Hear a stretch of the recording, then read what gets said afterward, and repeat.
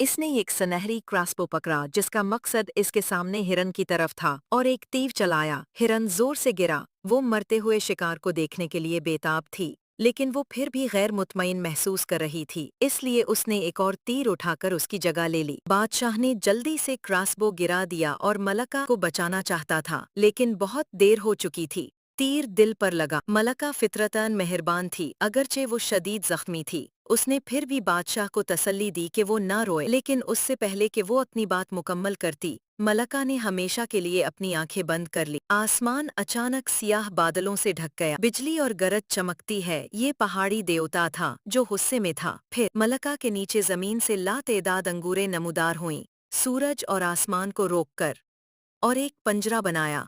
बादशाह को एक जादुई मंत्र में डाला गया और एक जंगली दरिंदे में बदल गया और उसके किले में बंद कर दिया गया। लेकिन पहाड़ी देवता ने भी उम्मीद की किरण छोड़ी। अगर कोई वाकई इससे मोहब्बत करता है तो वो दोबारा इंसान बन सकती है। लेकिन पहाड़ी देवता के जादू के तहत ये जगह एक कदीम जंगल में तब्दील हो गई थी और बाहर कांटों से ढका हुआ था। यहाँ कोई भी नहीं आएगा। लेकिन एक सौदागर रात गए खो गया और किसी तरह कांटों से घिरे उस किले में भाग गया। वो एक महल में आया। गेट खुला हुआ था। उसने पूछा, क्या वहाँ कोई है? किसी ने जवाब नहीं दिया। वो अंदर चलता रहा। फिर भी मालिक का कोई निशान नहीं था। उसके सामने लजीज खानों का एक दस्तरखान नमूदार हुआ। इसने एक और हैरान कुन चीज दरियाफ्त की। असल में एक कोने में मौजूद थी, लेकिन वो लालची नहीं था। उसने सिर्फ अपनी बेटी के तोहफे की फहरिस्त की पैरवी की। महल का मालिक वाकई फयाज था। उसने उसे एक काला घोड़ा भी दिया। जब वो घोड़े के साथ रवाना होने वाला था, उसे रास्ते में खुले हुए गुलाबों का एक खेत मिला। उसे अचानक अपनी सबसे छोटी बेटी की ख्वाहिश याद आई।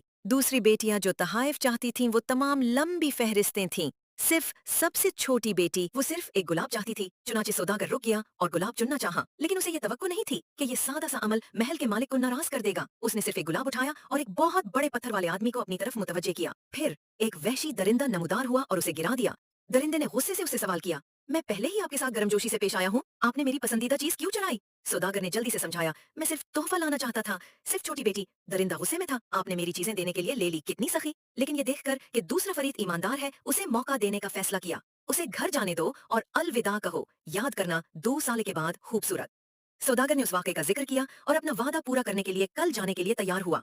लेकिन छोटी बेटी बेले को बहुत कसूरवार महसूस हुआ। अगर वो गुलाब ना मांगती, उसके वालिद ने उस जानवर को नाराज न किया होता। चुनाचे अगले दिन उसने अपने बाप को कमरे में बंद कर दिया दरवाजा। फिर वो काले घोड़े पर सवार हुई अपने बाप की जगह पर जाने और मरने के लिए।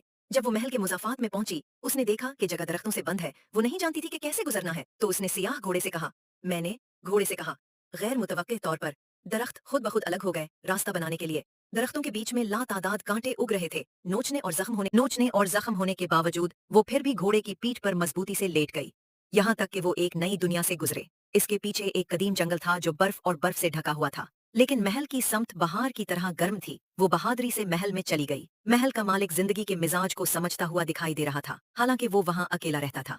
फूल, दूसरी मंजिल पर एक कमरा और एक खूबसूरत लिबास देखा। वो आगे बढ़कर उसे छूना चाहती थी, लेकिन देखा कि उसके हाथ खून से ढके हुए हैं, तो वो उसके साथ वाले तालाब के पास आई और अपने हाथ धोना चाहती थी, लेकिन पानी में कुछ जादुई ताकत लग रही थी। उसने एक लम्हे में उसे जख्म लगा दिया और फिर बेले ने सफेद अरूसी लिबास पहना और वकार के साथ मौत का सामना करने के लिए तैयार किया।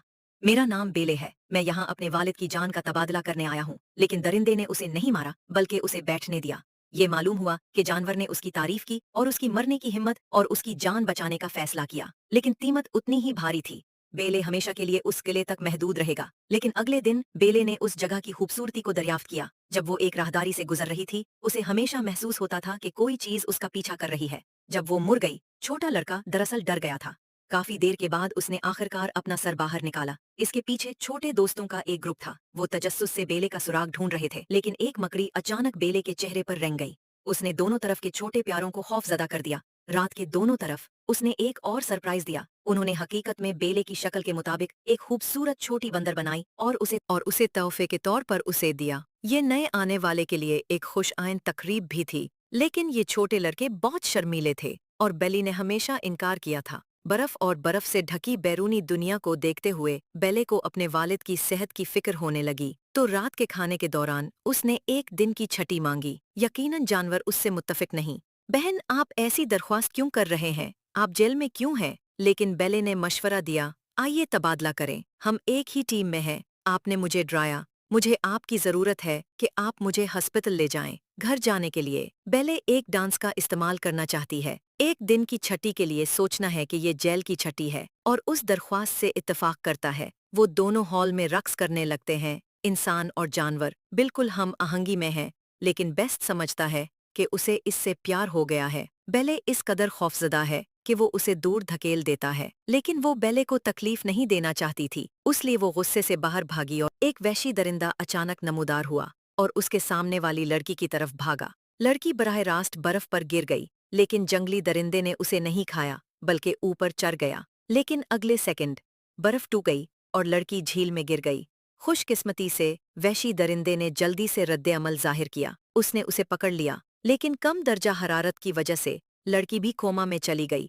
अगले दिन द बीस्ट ने एक कीमती गुलाब उठाया और उसी वक्त इससे माफी मांगी और उसे घर जाने और अपने घर वालों से मिलने के लिए एक दिन की छुट्टी दी। बेले ने गुलाब की खुशबू का एक गहरा सांस लिया और अचानक महसूस किया कि वो इतनी परेशान को नहीं है। फिर वो जानवर मुकद्दस पानी के तालाब पर आया और उसे एक छोटी सी बोतल में पानी भरा। हाथ साथ, लेकिन जब बेले काले घोड़े पर सवार होकर घर वापस आया, उसे घर में कुछ अजीब मालूम हुआ। खिड़कियों को लकड़ी के तख्तों से मजबूती से बंद किया गया था और उसका भाई स्नाइपर राइफल के साथ खिड़की के पीछे छुपा हुआ था। वो बहुत अच्छा लग रहा था। उसने घबराकर बेले को अपने घर में खींच लिया और उसे सच बताया। मालूम हुआ कि उसके एक भाई पर बहुत ज्यादा रकम वाजिबुल अदा थी, जिसके नतीजे में लोग अक्सर कर्ज लेने के लिए घर आते थे। इसी वक्त बड़े भाई को बेले के कपड़ों पर एक जवाहर मिला और फौरन लालची हो गया और कुछ खजाना लेने के लिए किला जाना चाहता था। तीसरे भाई ने इख्तलाफ किया, लेकिन सबसे बड़े भाई ने एक मक्के से उसे बेहोश कर दिया। सबसे बड़े भाई ने जवाहर लिया और डाकुओं का एक गिरोह मिला, जिन्होंने कहा कि मजीद खजाने हैं। जब तक वो किले में दरिंदे के साथ मामला करते हैं, सबसे बड़ा भाई अपनी बहन की तरफ से सवार काले घोड़े को रास्ते की रहनुमाई के लिए इस्तेमाल करता है और वो जल्द ही महल में दाखिल होते हैं। ये गिरोह महल के दरवाजे को तोड़ देता है और चारों तरफ झाड़ू लगाना शुरू कर देता है। वो तमाम खजाने, यहाँ तक के सोने की तख्तियाँ और यहाँ तक के मुजस्समों की आंखें भी चुरा लेते हैं, सिर्फ उन कीमती जवाहिरात को चुराने के लिए। बाद में वो चीजों को बेदरेग तबाह कर देते हैं। महल को गड़बड़ करते हुए हैवान ये सब देखता है और वो उनको मारना चाहता है, लेकिन वो फौरी तौर पर अमल नहीं करता। इसके बजाय वो उस वक्त तक इंतजार करता है जब तक कि वो अपने खजाने नहीं लदे और शहर वापस जा रहे हैं। इससे पहले कि वो काम शुरू कर दे, एक दीव अचानक जमीन से उठता है। इसने अपनी हथेली से जमीन पर थप्पड़ मारा, डाकुओं में से एक को जमीन पर गिरा दिया और फिर उसे पकड़ा और उसे 100 मीटर की बुलंदी से नीचे फेंक दिया। डाकुओं ने रद्द-ए-अमल का इजहार किया और दीव पर हमला करने के लिए दौड़ पड़े, लेकिन जिस तरह उन्होंने दीव को पीछे हटाया, करीब के फूलों से एक और निकला, तालाब से एक दीव भी निकला, फिर पीछे से एक दीव नेमूदार हुआ। डाकू जल्दी में भाग गए। जो लोग इतनी आहिस्तगी से भागे, वो एक गांव से कुचले गए। दूसरी तरफ बेल को अचानक वो मुकद्दस पानी याद आया जो वो अपने साथ लाया था। चुनाचे इसने अपने वाले को मुकद्दस पानी देने का फैसला किया।